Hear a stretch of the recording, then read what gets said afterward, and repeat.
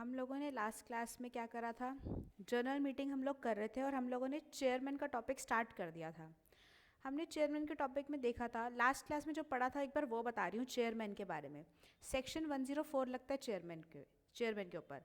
तो चेयरमैन क्या होता है, मैंने आपको बताया था जैसे क्लास का मॉनिटर होता है वो क्या करता है, न्यूसेंस को कंट्रोल करता है, वैसे ही चेयरमैन को भी क्या माना जाता है, जनरल मीटिंग का मॉनिटर कौन होता है बेटा, चेयरमैन होता है। वो क्या करता है, जो जनरल मीटिंग में न्यूसेंस होती है, आपको पता है शेयर होल्डर बड़े अजीब अजीब से होते हैं, ठीक है।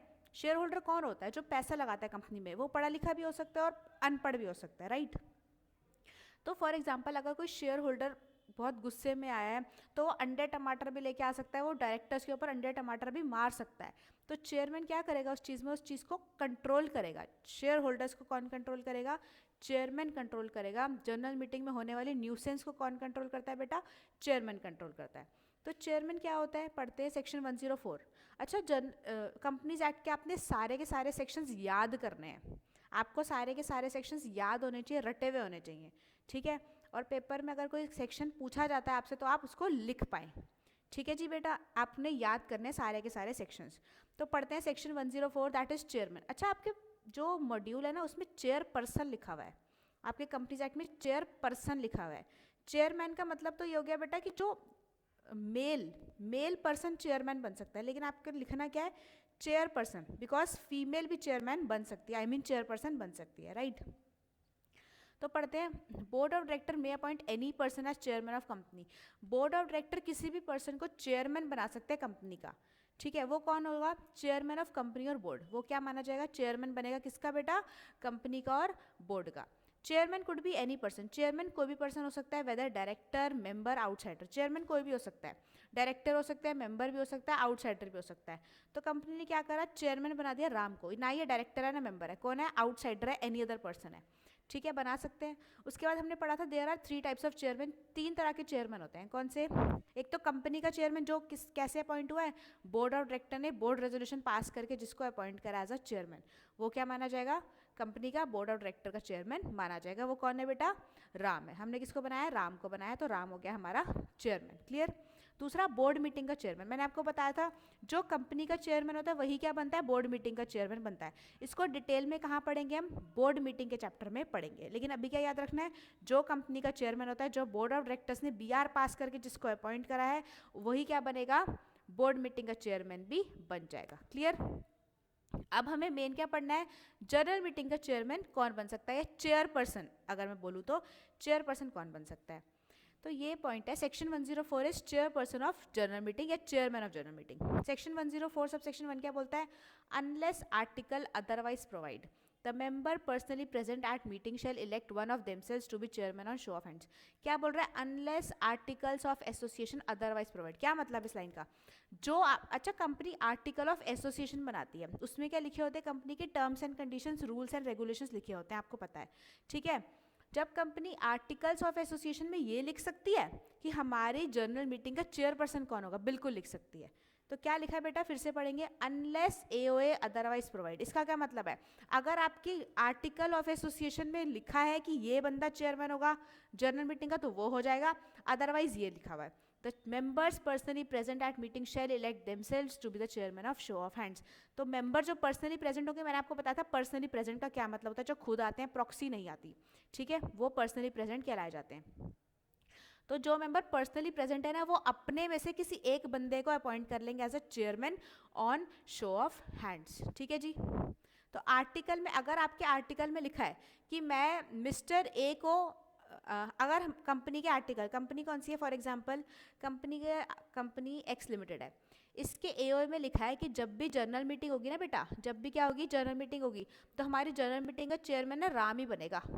ये राम कोई भी हो सकता है, कौन बनेगा, राम ही बनेगा। लेकिन अगर इन्होंने कुछ नहीं लिखा, एओ इनका साइलेंट है, तो क्या होगा, जो मेंबर पर्सनली प्रेजेंट है ना, वो अपने में से किसी एक बंदे को, शेयर होल्डर्स में से किसी एक पर्सन को अपॉइंट कर लेंगे as a chairperson on show of hand. Show of hands का मतलब होता है हाथ खड़ा करके बोल रहे हैं कि हाँ हम हाथ खड़ा करके बोल रहे हैं, शो ऑफ हैंड्स मतलब मेजॉरिटी से डिसीजन ले लेंगे हाथ खड़ा करके कि we are appointing this person as a chairman of the company, chairman of general meeting, ठीक है जी। अच्छा, आर्टिकल ऑफ एसोसिएशन का मतलब बता रही हूँ आपको, आर्टिकल ऑफ एसोसिएशन का क्या मतलब होता है।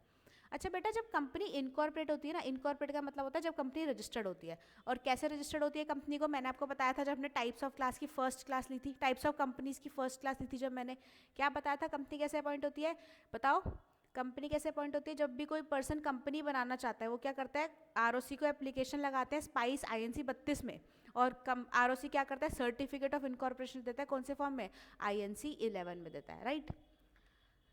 तो जब कंपनी इनकॉर्पोरेट हो गई, जब कंपनी के पास आईएनसी 11 आ गया, सर्टिफिकेट ऑफ इनकॉर्पोरेशन आ गया, अब कंपनी को अपना एमओए एओए बनाना पड़ेगा। तो कंपनी के पास बेटा दो ऑप्शन है, क्या क्या दो ऑप्शन है, या तो कंपनी अपना ओन एओए बना ले, क्या कर ले, खुद का एओए बना ले, या फिर टेबल एफ अडॉप्ट कर ले, या तो क्या कर ले बेटा, टेबल एफ अडॉप्ट कर ले। और आर्टिकल मतलब कंपनी की मर्जी है, कंपनी जैसे मर्जी अपने आप आर्टिकल ऑफ एसोसिएशन बनाएगी, उसमें टर्म्स एंड कंडीशन लिखेगी, और उसमें क्या लिखेगी, who will be the chairman on general meeting, ये लिखेगी।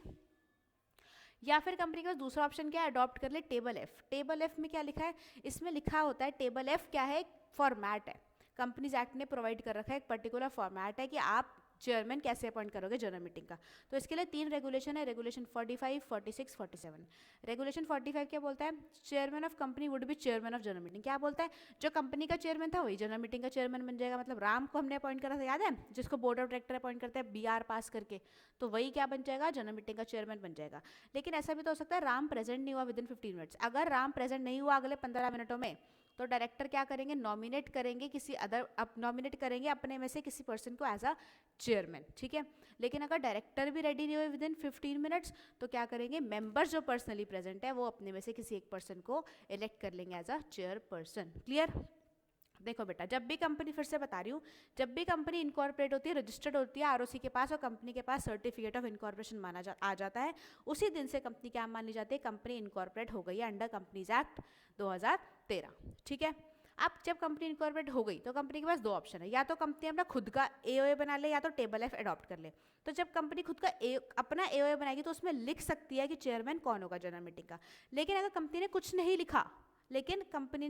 लिखा, तो क्या होगा, जो शेयर होल्डर पर्सनली प्रेजेंट है वो आपस में किसी पर्सन को अपॉइंट कर लेंगे as a chairperson of the general meeting. Clear है। लेकिन ऑन द अदर हैंड अगर कंपनी अडॉप्ट करती है टेबल एफ, टेबल एफ क्या बना बनाया एओए होता है, बस कंपनी को उसको अडॉप्ट करना पड़ता है, साइन वाइन करने होते हैं, बस खत्म, ठीक है। जब कंपनी अडॉप्ट करती है टेबल एफ, तो उसमें टेबल एफ में 3 रेगुलेशंस ऑलरेडी लिखी हुई है कि कंपनी का जब भी कंपनी जनरल मीटिंग करेगी तो उसका चेयरपर्सन कौन बनेगा। तो क्या क्या लिखा हुआ है, तो फर्स्ट क्या लिखा है, regulation 45, chairman of company would be the chairman of general meeting. जो कंपनी का चेयरमैन है वही जनरल मीटिंग का चेयरमैन उसी को बना दो। कौन था, राम था, ऊपर हमने पढ़ा था।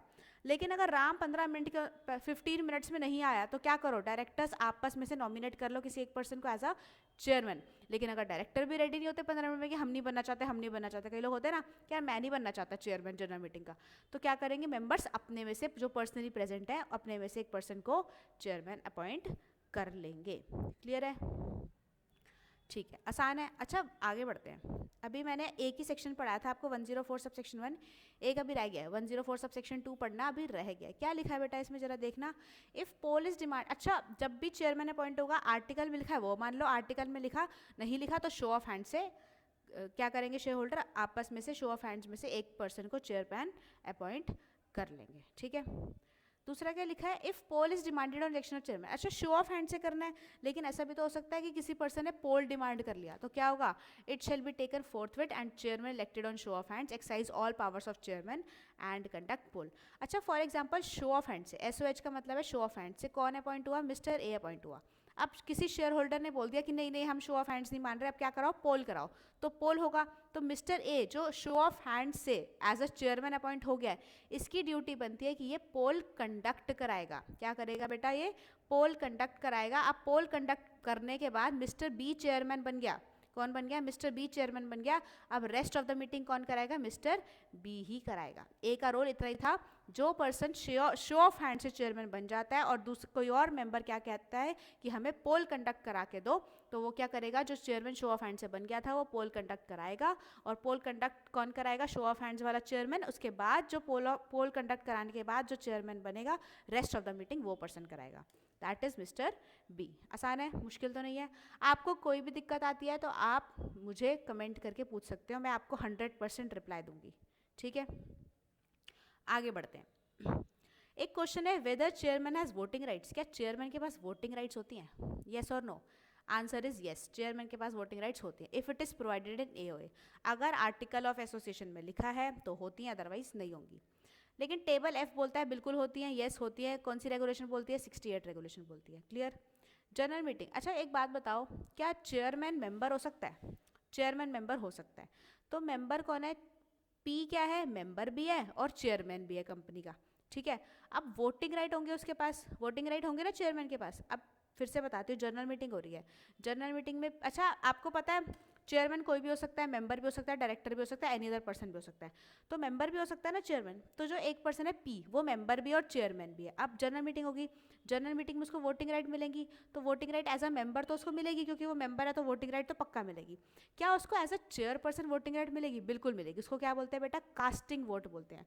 और एक कब होता है? To break the tie, tie को ब्रेक करने के लिए होता है। अब इसका क्या मतलब है जरा देखते हैं। ब्रेक, टाई को ब्रेक करने के लिए। तो दो केसेस बनाए मैंने। अगर चेयरमैन जनरल मीटिंग का, अगर if chairman of general meeting is member, अगर वो जो चेयरमैन है जनरल मीटिंग का वो मेंबर भी है, तो उसको वोटिंग राइट कैसे मिलेंगे? एज अ चेयरमैन भी मिलेंगे और एज अ मेंबर भी मिलेंगे। और एज अ चेयरपर्सन कैसे मिलेंगे? To break the tie only, ठीक है। केस 2 क्या है? If chairman of general meeting is non member, अगर वो मेंबर नहीं है, सिर्फ चेयरमैन है, तो एज अ मेंबर तो उसको वोटिंग राइट नहीं मिल सकते। कौन से वोटिंग राइट मिलेंगे? एज अ चेयरमैन मिलेंगे only, only to break the tie. Simple, clear? अब ये ब्रेक द टाई का क्या मतलब होता है? अच्छा आप बताइए, क्या चेयरमैन को कास्टिंग वोट किस में मिलेंगे? ओआर में मिलेंगे, एसआर में मिलेंगे, बीआर में मिलेंगे? ब्रेक द टाई का मतलब अगर 50-50 है, 50 ने हाँ बोल दी, 50 ने नो बोल दिया, तो चेयरमैन के पास राइट आ जाता है कि वो येस और या फिर नो बोल दे या तो येस बोल दे। इसको बोलते हैं casting vote, to break the tie, tie को ब्रेक करना। क्या ओआर रेजोल्यूशन कैसे पास करते हैं? 50%, मोर देन 50%, मैंने 50% लिख दिया है। ओआर कैसे पास होता है? ऑर्डिनरी रेजोल्यूशन कैसे पास होता है? अगर मोर देन 50% कंसेंट आ जाए तो आप बताइए कि इसके अंदर चेयरमैन को कास्टिंग वोट मिलेगा? बिल्कुल मिलेगा। हो सकता है ना 50% येस बोल रहे हो, 50% नो बोल रहे हो, तो रेजोल्यूशन तो कैसे पास होगा? तो चेयरमैन बोल सकता है येस या नो में जवाब दे सकता है, तो इसमें तो उसको मिलेगा। अच्छा एसआर कैसे पास होता है? 75% और मोर, है ना, 75% और मोर। क्या इसमें मिलेगा कास्टिंग वोट? इसमें नहीं मिलेगा क्योंकि इसमें ब्रेक द टाई तो है ही नहीं। बीआर क्या होता है? ये भी मोर देन 50% होता है, इसमें भी इसको कास्टिंग वोट मिल जाएगा। किसको? चेयरमैन को। क्लियर है जी? 100% श्योर? ठीक है। दूसरा केस क्या है? एक केस हुआ चंद्रकांत खेर वर्सेस शांता राम काले। क्या केस है? Chairman can not himself postpone the meeting with the consent of all the board of director. क्या चेयरमैन चाहे तो जनरल मीटिंग को पोस्टपोन करा सकता है? क्या लिखा है इस केस में? डिसाइड हुआ चंद्रकांत खेर वर्सेस शांता राम काले में डिसाइड हुआ कि चेयरपर्सन अपनी मर्जी से मीटिंग को पोस्टपोन नहीं कर सकता। उसे क्या करना पड़ेगा? सारे बोर्ड ऑफ डायरेक्टर की कंसेंट लेनी पड़ेगी, उसके बाद ही वो मीटिंग को क्या कर सकता है बेटा? पोस्टपोन कर सकता है। ठीक है जी, क्लियर है? आगे बढ़ते हैं। प्रॉक्सी, प्रॉक्सी कौन होता है? अच्छा मैंने आपको बताया था अगर मेंबर खुद जनरल मीटिंग में नहीं जा सकता तो किसको भेजता है? प्रॉक्सी को भेजता है, यही होता है। तो अब प्रॉक्सी का सेक्शन कौन सा है बेटा? 105। सेक्शन क्या है बेटा? 105। क्या बोलता है ये? 105 सब सेक्शन 1 क्या बोलता है? Any member of company entitled to attend and vote at a meeting of company shall be entitled to appoint any person as his proxy to attend and vote instead of himself। इसका मतलब बता दो जरा मुझे फटाफट, सोच के बताना।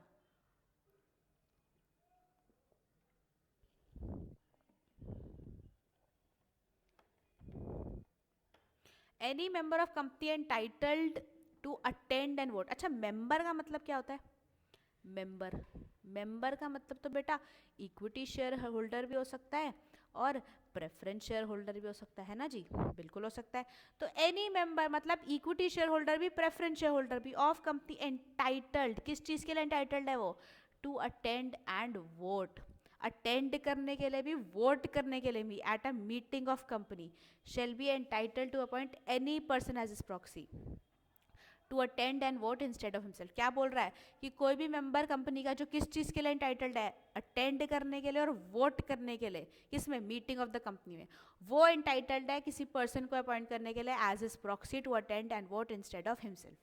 But a proxy so appointed shall not have right to speak at the meeting. लेकिन जो प्रॉक्सी अपॉइंट हुआ ना उसके पास shall not have right to speak at a meeting, उसको मीटिंग में बोलने का अधिकार नहीं होता। पहले तो फर्स्ट पॉइंट पढ़ लेते हैं। अच्छा आप बताइए, मेंबर का मतलब इक्विटी भी प्रेफरेंस भी, क्या equity share holder proxy appoint कर सकता है? अच्छा, हमें चेक क्या करना है कि equity share holder attend and vote है मीटिंग में? हाँ बिल्कुल, अटेंड भी कर सकता है, वोट भी कर सकता है। अच्छा ठीक है, इक्विटी शेयर होल्डर तो प्रॉक्सी को अपॉइंट कर सकता है 100%। क्या प्रेफरेंस शेयर होल्डर प्रॉक्सी को अपॉइंट कर सकता है? क्या proxy preference share holder attend कर सकता है मीटिंग? बिल्कुल कर सकता है। क्या वो वोट कर सकता है? वोट हो बेटा नहीं कर सकता, क्योंकि प्रेफरेंस शेयर होल्डर सिर्फ मीटिंग को, जनरल मीटिंग को अटेंड कर सकते हैं, वोट नहीं कर सकते। लेकिन एक केस में वोट भी कर सकते हैं, कब? जब उनको 2 साल से डिविडेंड नहीं मिला, ठीक है, या ऐसा कोई डिसीजन हो रहा है, ऐसा कोई डिस्कशन हो रहा है मीटिंग में जिसकी वजह से उनके राइट्स पर इफेक्ट पड़ रहा है, ठीक है, उस केस में वो वोट कर सकते हैं, तो उस केस में वो प्रॉक्सी को अपॉइंट कर सकते हैं। क्लियर है? लेकिन नीचे क्या लिखा है बेटा? Proxy so appointed shall not have right to speak at the meeting. लेकिन जो प्रॉक्सी अपॉइंट हुआ है ना, उसके पास राइट नहीं होता मीटिंग में बोलने का। इसके पीछे का रीज़न है बेटा, क्या रीज़न है कि प्रॉक्सी मेंबर तो है नहीं, उसको पता नहीं है कंपनी में क्या चल रहा है, ठीक है, कंपनी के बारे में उसे कुछ नहीं पता, वो तो किसी के कहने से, मेंबर के कहने से आ गया बस वोटिंग करने, लेकिन उसको कंपनी के बारे में कुछ पता नहीं है, इसलिए उसको बोलने का अधिकार नहीं दिया गया कि आपको कंपनी के बारे में कुछ पता नहीं, अगर आप बोलोगे जनरल मीटिंग में तो फालतू में टाइम वेस्ट होगा, न्यूसेंस क्रिएट होगी, इसलिए आप मत ही बोलो तो ही बेटर है। ठीक है जी, क्लियर? जो मेंबर ने बोला होगा प्रॉक्सी वोटिंग यस में कर दियो या नो में कर दियो, प्रॉक्सी को सिर्फ वो करना होता है, अपना दिमाग नहीं चलाना होता मीटिंग के अंदर। समझ में आ गया आप सबके? आगे बढ़ते हैं फिर। तो मैंने कुछ 2 क्वेश्चन बनाया, आसान question. Who can appoint proxy? क्या equity share holder proxy appoint कर सकता है? बिल्कुल कर सकता है। क्या प्रेफरेंस शेयर होल्डर कर सकता है? नहीं कर सकता, लेकिन अगर उसको 2 साल का डिविडेंड नहीं मिला तो बिल्कुल वो प्रॉक्सी अपॉइंट कर सकता है। सिंपल है इस केस में, but normal preference share holder proxy appoint नहीं कर सकता। ठीक है, आगे लिखा है who can be proxy. Proxy कौन हो सकता है? Any person. एनी पर्सन का क्या मतलब है? एनी पर्सन का मतलब, क्या इंडिविजुअल प्रॉक्सी बन सकता है? बिल्कुल बन सकता है। क्या कंपनी बन सकती है? कंपनी नहीं बन सकती, कंपनी के हाथ पैर होते हैं, कंपनी प्रॉक्सी नहीं बन सकती। कंपनी क्या है? एक पीस ऑफ पेपर है, कंपनी को बस सर्टिफिकेट ऑफ इनकॉर्पोरेशन देते हैं, कंपनी बस वही है, एक पीस ऑफ पेपर है कंपनी, और कुछ नहीं है इससे ज़्यादा। तो कंपनी तो खुद मीटिंग में जाने के लिए ऑथराइज रिप्रेजेंटेटिव को अपॉइंट कर दिया है, ठीक है, तो कंपनी प्रॉक्सी नहीं बन सकती। क्या मेल या फीमेल प्रॉक्सी बन सकता है? बिल्कुल, नो जेंडर बायसनेस। ठीक है, क्या एक पर्सन जो ब्लाइंड है, ब्लाइंड मतलब जो अंधा है, देख नहीं सकता, क्या डेफ एंड डम, डेफ एंड डम का मतलब होता है जिसका दिमाग नहीं चलता, क्या ये लोग प्रॉक्सी बन सकते हैं?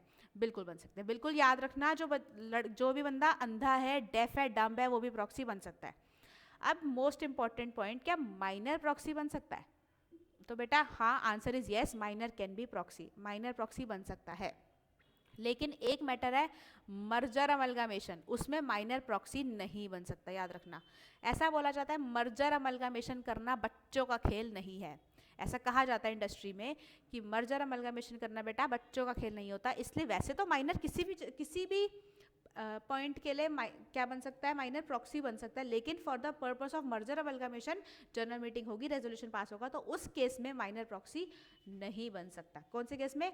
मर्जर एंड अमलगामेशन में, सिर्फ और सिर्फ मर्जर एंड अमलगामेशन में माइनर प्रॉक्सी नहीं बन सकता, बाकी किसी में भी माइनर प्रॉक्सी बन सकता है। Is it okay? क्लियर है इतना? ठीक है बेटा, एनी डाउट? अगर आपको कोई भी डाउट हो तो आप मुझसे कमेंट सेक्शन में ज़रूर पूछेंगे, और ये वीडियोस अपने फ्रेंड्स के साथ भी शेयर करिए, और वीडियो को ज़रूर लाइक करना। Thank you so much.